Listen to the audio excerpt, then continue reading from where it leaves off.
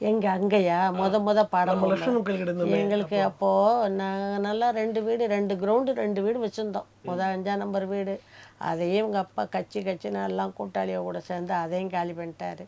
2வது ஒரு கிரவுண்டு நீலந்தோட்டத்தில் 1ஆம் நம்பர் வீடு எம்ஜிஆர் இல்லம்னு பந்தாவை கல்வெட்டுலாம் அடித்து வச்சார். கடைசி அந்த வீட்டையும் விற்றுட்டாரு. கடைசி எல்லா வீடும் போய் லட்சுமி அம்மன் கோயிலாண்ட வாடகைக்கு போனேன். என் பிள்ளைகளை கூப்பிட்டுக்கிட்டு போய் அங்கே போய் இருந்தேன்.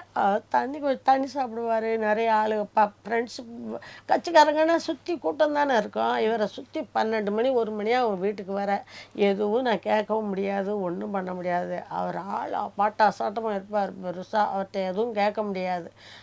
எதுவும் கேட்கவும் நமக்கு அவ்வளவுக்கு திறமை பத்தாது. நம்ம குழந்தைங்க வளர்ந்தா போதும், நம்ம பிள்ளைகளை காப்பாற்றினா போதுங்கிற வளர்ந்து ரொம்ப கஷ்டப்பட்டாங்க. ரொம்ப அந்த ஒன்று தான் நான் பட்ட கஷ்டமே. ரொம்ப நம்ம கடையில் மில்லுக்கு போனால் எப்படா என் ஃப்ரெண்டுங்கெல்லாம் வருவாங்கன்னா ஒரே தெரு இல்லையா, கோயிலில் நல்லா பந்தாவாக மாறி பாட்டு படிக்கணும். எல்லோரும் எக்கா பாடுங்கக்காம்மா. கோயிலில் நல்லா பாட்டெலாம் பாடுவேன்.